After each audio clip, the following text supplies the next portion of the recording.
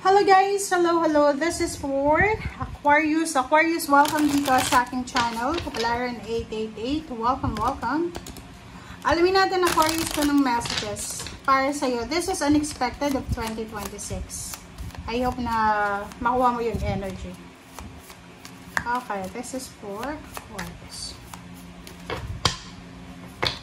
Okay, first card natin, Aquarius, is focus. Bakit ganun? Let's check the second deck. Kailangan mo daw mag-focus eh. Ano ba yung kailangan mo ng focus? It's either your relationship, your job, your business, your family, your goals, your mindset, your health, spiritual, ano ba? Eagle. Ancestral healing to eh. Your ancestors are holding space for you to heal your past. Oh, so ibig sabihin, sinasabi ng bara sa'yo dito, Aquarius, na you need to focus sa kasalukuyan. Okay? Kasi parang meron ka bang depression? Okay? Pag i-comment sa comment section, kung yung mga Aquarius natin nanonood ay merong mga depression, na parang marami kayong kailangan na pagalingin. Like, halimbawa na hindi ka makamove on sa ex mo, may mga kaaway sa pamilya, nagbati-bati na pero hindi pa rin makamove on. Parang generational courses kasi minsan yan eh. 'Di ba? Yung nag-away yung lolo-lola ng magkapatid, ganyan-ganito, hanggang tumanda na kayo, dala-dala nyo. So, that's one, sinasabi ng barahan na you need to focus now. Okay? You need to focus now. Kailangan mo mag-focus sa ngayon. You need to focus sa current. Okay? Sa flow ng buhay sa ngayon. Okay? Yung ancestors mo daw, kumbaga, they are parang giving you warnings eh, na may mga ancestor kasi tayong hindi sila na-heal sa kanilang past or yung mga courses. And minsan, isa yun sa mga regrets nila, but since wala na silang kakayahan na ibalik yun, minsan spiritually, ginaguide nila yung mga taong buhay pa. So, isa ka sa mga buhay na kadugo ng ancestors mo, na ginaguide kayo para maging parang gumaling yung sugat ng puso nyo from your past. So, doon sa mga hindi makamove on, hindi makapag-heal ng relationship, ng trauma, lalo trauma ha, sinasabi ng baraha, focus tayo sa resolution, focus tayo sa solution. Focus tayo sa ngayon eh, kasi kung magpo-focus ka pa rin sa past mo or sa trauma na yon, talagang madidepress tayo. Okay? So, yun.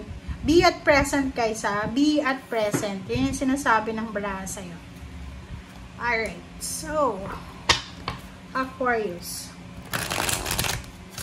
May ibang tao na hindi sila makamove on sa kanilang ex. Like, nag-live-in sila ng ex niya, tapos hindi siya makamove on. And ngayon nasa relationship na siya, pero hindi siya nagpapakasal. It's because of trauma eh. Ang hirap makarecover talaga sa traumatic experience. Kaya nga, may mga doctor, psychologist, psychiatrist, counselor, kasi sila talaga yung mga professional na talagang makakatulong sa tao. So, if in case na parang feeling mo, nadidepress ka, or nagkaka-anxiety ka, masyado kang nag-worry para sa future, you need to visit sa mga professional guys, kasi sila yung makakatulong sa iyo. And ang pinaka-importante ba dyan is yung spiritual natin. Walang yung pinaka number one medicine natin is yung faith natin sa Panginoon. Faith mo sa Panginoon, sa sarili mo, okay, na may purpose kung bakit nangyayari yan sa'yo. Okay? 6 of Wands, 8 of Cups. Oh. You need to start. Kasi ang daming blessings sa parating sa'yo, oh. Tingnan mo, oh. 'Di ba? Ang sabi sa'yo dito ng baraha, Aquarius, oh, Wheel of Fortune. Ang sabi sa'yo dito ng baraha mo, na wala ka na dapat na oras para sa past mo, eh. 'Di ba? Wala ka na dapat na oras para sa past. Yung mga traumatic. Pero wala tayong karapatan magsabi sa mga Aquarius na wala nang panahon kasi hindi naman tayo nakaka-experience ang ganun eh. So, in your case, sinasabi ng barahan na sa 2026, pwedeng magdadalawang isip ka. Hindi mo alam kung anong gagawin mo. Pero, ang sinasabi ng Baraha dito, same with the Gemini ito, na may victory and success ka, 6 of Wands. So, ito yun yung unexpected. Okay? Kaya nga, ngayon habang nanonood ka, halimbawa nakakaramdam ka ng depression, kailangan mong hanapin yung solusyon ng depression mo na yan. Kasi may naghihintay sa'yo na unexpected eh. Ito yung victory, success, new baby, new relationship, travel, pera to, celebration, recognition, promotion, salary increase, or kung ano pa man. So, kailangan natin maging, ang tawag dyan, maging strong. Okay? Kasi ang dami-daming blessings ang parating sa'yo eh. Sayang yung blessings na yun. 8 of Cups, prepare yourself kasi may mga pagkakataon dito sa taong ito na pwedeng magkaroon ng change of job, change of career, pwedeng merong magta-travel, local or international. May lilipat ng bahay, may lilipat ng tawag dito, lilipat siya ng lugar. Lilipat, kung nasa ibang bansa ka na, pwedeng lilipat ka ng iba pang bansa. May 8 of Cups dito. Sinasabi ng Baraha na kailangan mo na talagang mag-move on. Kailangan mo nang iwaksi, i-withdraw ang sarili mo sa kung ano mang mga walang kwentang emotion, walang kwentang tao, environment na nakakasagabal sa progress mo. Ang Magician ay nandito, so lahat to posible, 'di ba?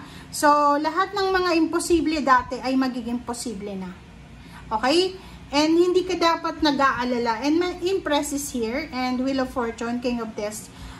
Pag-uusapan natin yung pera, Aquarius. Kung halimbawa dati wala kang pera, may trabaho ka pero hindi masyadong maganda yung flow ng money. For the year 2026, may pagbabago. There's a Wheel of Fortune, turning positive sa Wheel of Fortune mo dito. So, sinasabi na papabor sa'yo. Papabor sa'yo yung taong 2026. Pabor na pabor sa'yo. Maraming magbabago, lalo na sa usaping pera. Magbabago yung lahat sa'yo. Yun na nga, kung stagnant ka sa usaping salapi, kung stagnant ka sa relationship, kung stagnant ka sa spiritual or kung ano man na issue mo or health, sinasabi na there's an opportunity, may oportunidad ngayong taon na to na makapagsimula ka. May oportunidad sa taong ito na magkaroon ka ng goals, bagong mindset, bagong lahat. So, congrats sa iyo kasi hindi lahat nabibigyan ng pagkakataon na, okay? Just to remind you, hindi lahat, 'di ba? Tingnan mo nga sa mundo, hindi lahat nabibigyan ng second chance eh. But sa case mo, sinasabi ng Baraha na the universe will give you chances, several chances para makapagsimula ka.